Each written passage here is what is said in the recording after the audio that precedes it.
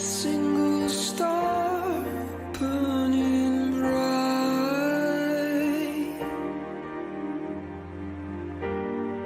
to escape, but one returns. Only the lonely survive.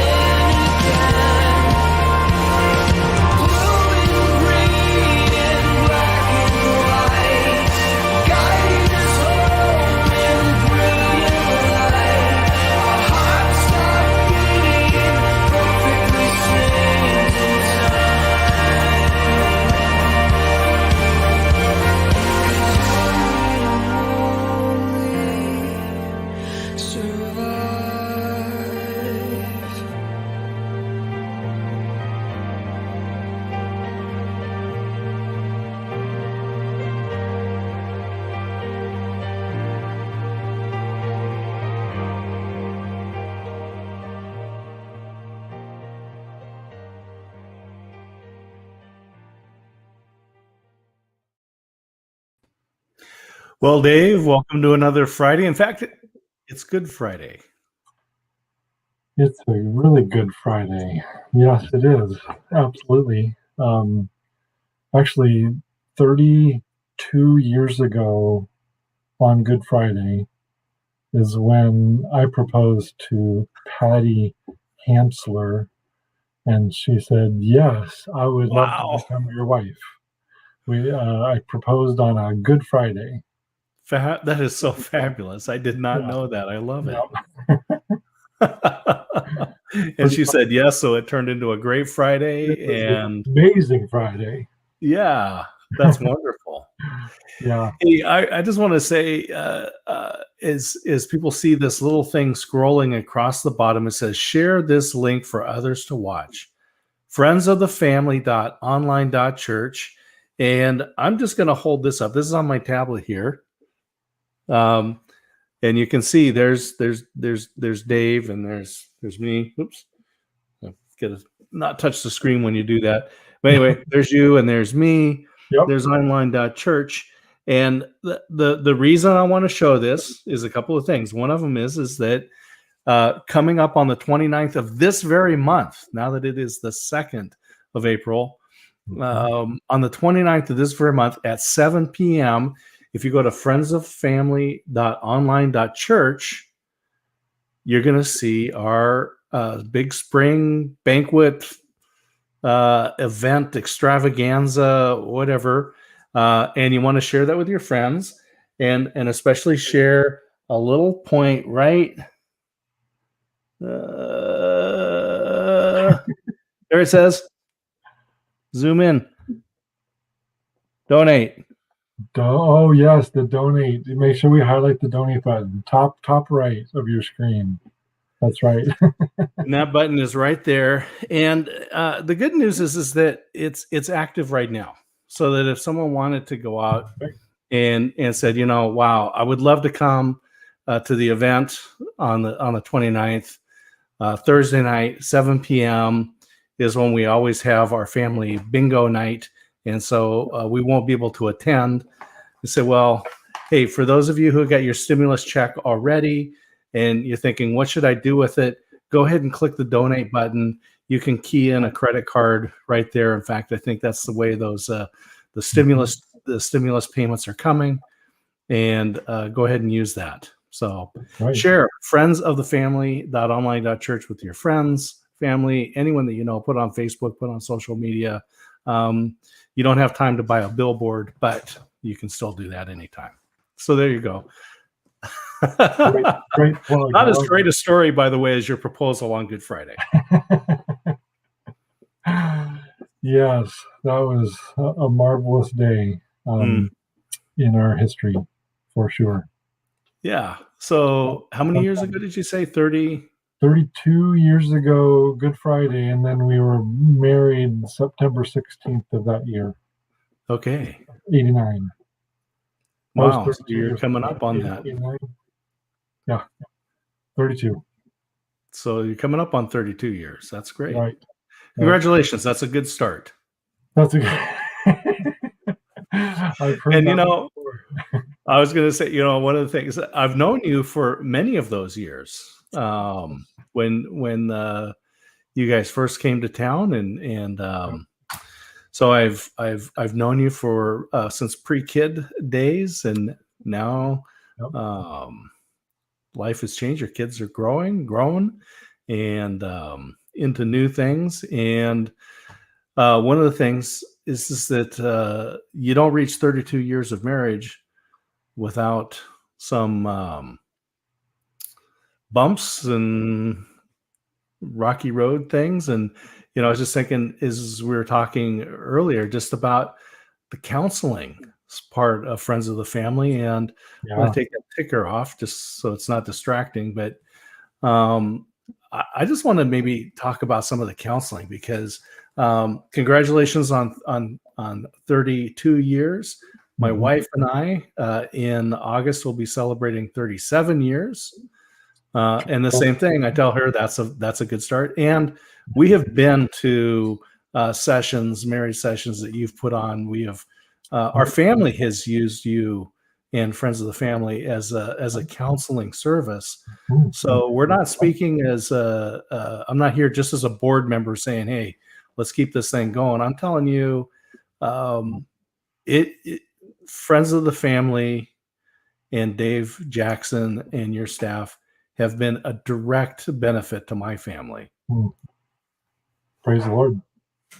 And it's been a thrill to journey with you guys and so many others. Absolutely. Yeah. One of the things I've been thinking about, well, when you talked about the bumps, the first thing that came to my mind was our first year of marriage. We could have really benefited from having a Friends of the Family in our area in Grand Rapids, Michigan. Our first year was really bumpy. And Patty, my wife Patty, has been known to say in public forums, even, so I'm not sharing anything behind her back or anything, that, boy, it got so bumpy that if we hadn't had our commitment to each other and the decision that, hey, God brought us together and we're going to figure this out, we might not be together still. Wow. So we're familiar with some bumps, just like all of us. Well, last week we were talking about some of the mental health issues that we're facing in our country. And this week I was just really reflecting a lot about, it feels like one of the big God-sized stories of Friends of the Family in this last year is actually how he has prepared this ministry to have farther and farther reaching impact right now in the wake of the second pandemic, some people have called it, of mental health, of emotional, relational, spiritual health challenges that this pandemic climate has stirred, right? And the God-sized story piece of it, the amazing piece for me, is to sit back and think about how even before the pandemic hit and we were all forced unexpectedly and into this unwanted social isolation and grieving all these losses of representing life as we had known it to be normal, Right. and just all the stressors and the uncertainties that we've all been dealing with. Long before all that hit, God led our board and staff to this decision to do something a little different with the counseling arm of the ministry, to really address 3 recurring needs that we kept seeing from a little different direction. And so the 3 needs, are you interested in the 3 needs, Scott? Yes, of course. I'm thinking to get my pencil out here. So one of the needs, Friends of the Family Ministries has long been well connected with lots of pastors and churches in the area. And in those relationships, we've heard from pastors just regularly over the last several years, we need more Christian counselors in our area. Mhm. We need more Christian counselors that pastors can feel comfortable referring their congregants to, their parishioners, right? That they're very protective of. They just want the best, right? And so there's this pervasive need of more Christian counselors in the area. The second need is, well, between Eugene and Portland, there's 4 different Christian universities and seminaries that have master's level counseling programs. And so if you just imagine that for a moment, people who are drawn to faith-based counseling programs, there's a good percentage of those folks who their faith is an important part of their life, right? And so in talking with one of these universities who oversee this, so all these master's level counseling programs require a 9 to 12 month internship experience as part of the program. And one of the institution's directors told me, so we have 93 different sites to place our students that are currently on our approved list. And he paused. He's like, I think 3 of them are faith-based. Wow. And that's almost very representative of the area in which we live, where the numbers say something like on any given Sunday, less than 4% of the population would attend church. And that's almost exactly the percentage that you just shared, where there's such limited opportunities for these interns right to participate in a faith-based organization. Exactly. So when we heard that, and kind of suspected that from my own experience a number of years ago in school, and others that I've spoken with, but we're like, wow, what could Friends of the Family do to help raise up the next generation of counselors in our region, right? What if we could, that God could use us to impact and help mold and shape some of these counselors who are going to be impacting lives and relationships throughout wherever God leaves them from here, right? For years to come. And so this last year, actually starting right about a year ago, we had our first intern from George Fox University come, and Sherry Doggett is her name, and she's just finishing up at the end of this month. And actually, you should plan. That's another reason to come to the April 29th event, because We're going to be interviewing Sherry and some of the other interns just to hear about their experiences. It's going to be great.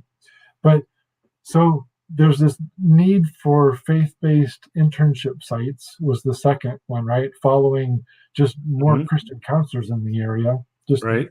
there's a need, a demand.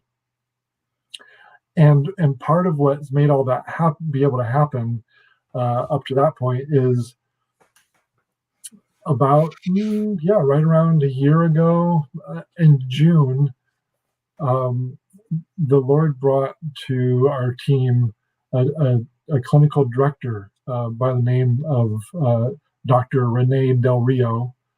She's a licensed clinical psychologist and a really neat woman of God, and she oversees this program and just pours into these interns and supports and encourages and creates this really neat learning environment that is, it's just really it's becoming more and more nurturing, and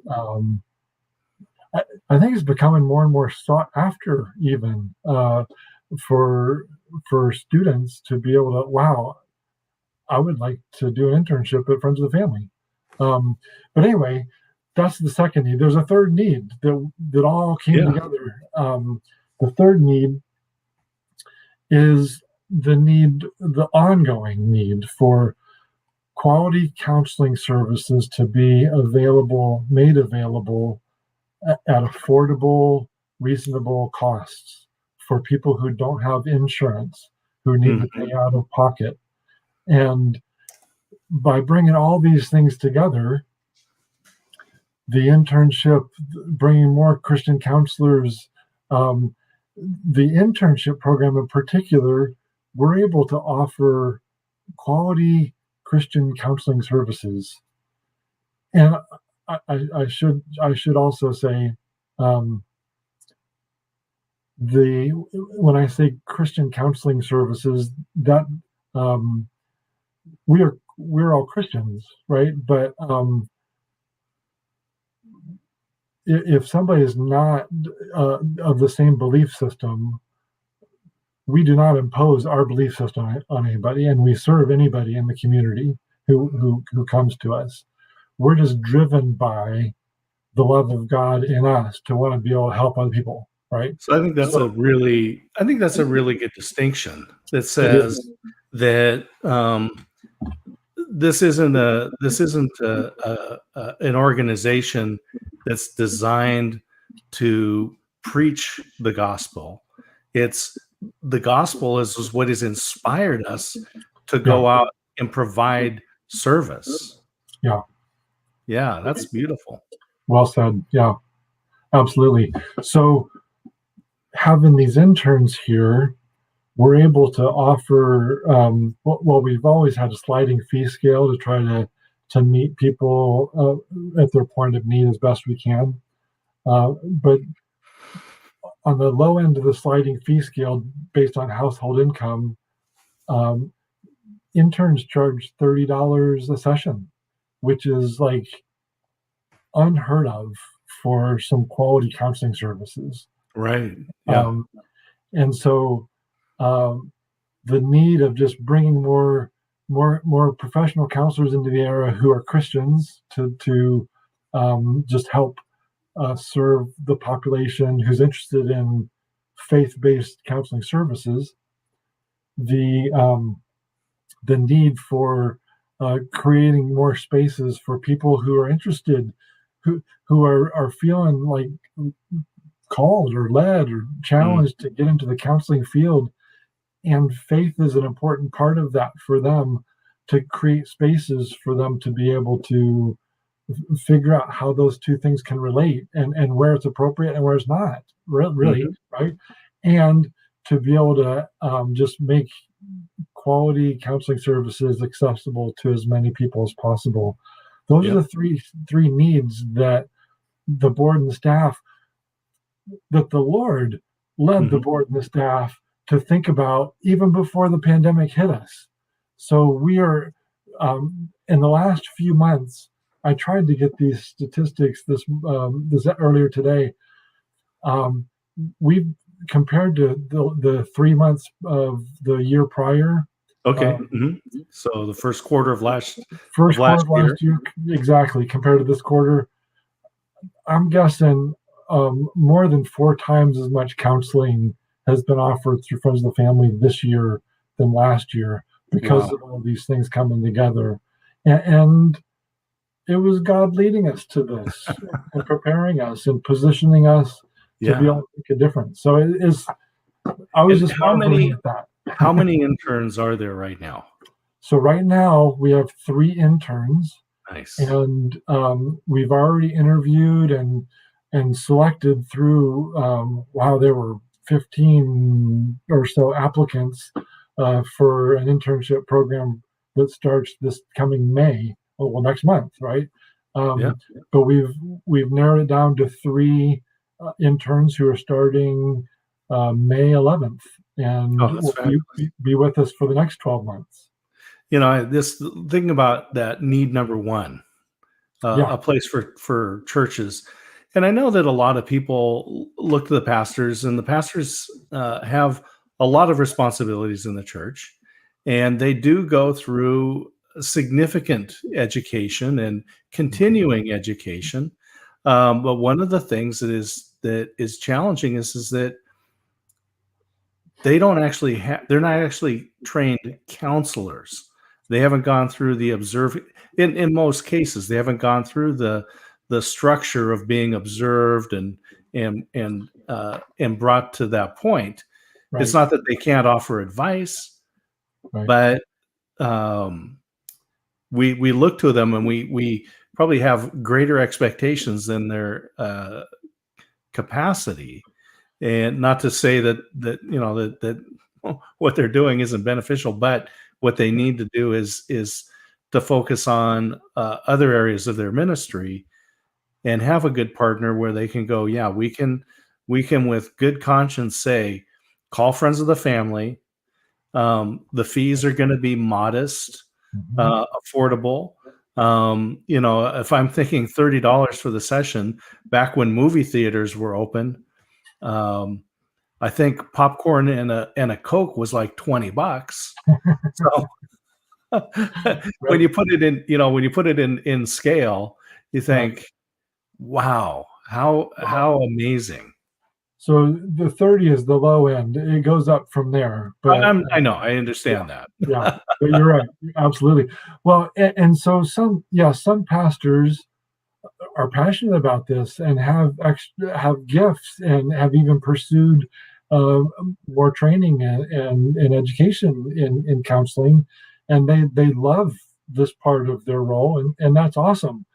But like you said, there's so many responsibilities. When I was Mhm. in a pastoral role for 14 years, it just amazed me at how many different things pastors are drawn into, and so many things that are required of them or expected of them, right? And I so, remember a pastor whose part of his responsibility was to harvest the eggs from the chickens in the back of the at the back of the church, and get them into cartons so people could come and pick it. It was just it wasn't even it was just an expectation. yep, So I realize that's on the extreme end, but right. there are many So, things that have to happen. so that is a very exciting thing for Friends of the Family. I think from the get go, when Ken Himes founded this ministry almost 27 years ago, his heart was always for the local church and wanting to support and encourage and be a resource and partner with and serve. And so that tradition is continuing. Yeah, and I just since you touched on Ken, I just want to say I know there's a lot of people that were deeply touched by his life, Yep, and miss him greatly, absolutely. and we're just grateful for his faithfulness to the Absolutely. ministry, Yep. and with that, I just want to throw out that the board is looking at some options where people can kind of honor that legacy. Mhm. And so I'm not going to share any more about that, but just to say that for those who were really touched by Ken, Yep. by the ministry, and would like to honor that in some way, there's an opportunity that will be coming up. I think we'll get to that probably after the big event coming up on the 29th of this month. Right. Yeah, I think so. Mhm. Exciting stuff. Well, Dave, every week this time goes very fast. It Because does. there's so much going on, and it's so beneficial. So many people, so many families, so many marriages, parent, child, friends, extended relatives. Those relationships have been healed by the work that Friends of the Family has done, and so there's a lot to talk about. There is.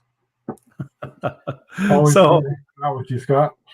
Well, so let's go ahead and wind this down. And again, I'm gonna put that banner back up because I want people to be able to. Again, it's a simple link: friendsofthefamily.online.church, and that's where the spring event, the spring banquet. Dave, what's the name of the event? What's the name of the event? Is the Spring 2021 Spring Fundraiser, and our theme is It's Time. It's time. It's Yeah. time. It's time. So it's time to share friendsofthefamily.online.church. That is easy to remember. But on the day of the broadcast, you can always go to FOFM.org if you can't remember the other link, but FOFM, friendsofthefamilyministry.org. And we'll have a link to be able to open up a window. It's not a Zoom meeting. There'll be kind of live and recorded video, but there's a chance to chat. One of the things that we really enjoyed about the banquet was being able to connect to people. And so when you show up at this event at friendsofthefamily.online.church, there's going to be a chat, and you'll be able to at least chat with people, type with people, and connect with people. And maybe you'll even schedule some time to do a meeting. I know I've been fortunate enough to have received my first vaccine, and so I'm looking forward to getting the second one. And after that time period, the Centers for Disease Control, etc., say life is going to be much better. So I'm looking forward to that. So right now I say I can give half hugs because I only got one shot. With that, Dave, I'm gonna jump off the screen and leave it to you here to wind up the Friday, the 2nd of April, here at Friday with Dave. All right, thanks, Scott. See ya. Hey, well, we all hope that you have had a wonderful Good Friday, and that you pause this weekend and just take some time to think about what Easter weekend is all about, and spend time with family and reach out and connect with a loved one. Through it all, we just hope that you remember that Friends of the Family cares about you and your relationships. And we have some, like we were talking about today, some wonderful Christian counselors that are available to schedule appointments with. You just reach out to FOFM.org or call the phone number on that, 541-757-1761. And we'd be honored to come alongside you and help you in whatever that you're interested in processing and working through, and areas that you want to grow in. So have a wonderful Easter weekend. Thanks for joining us.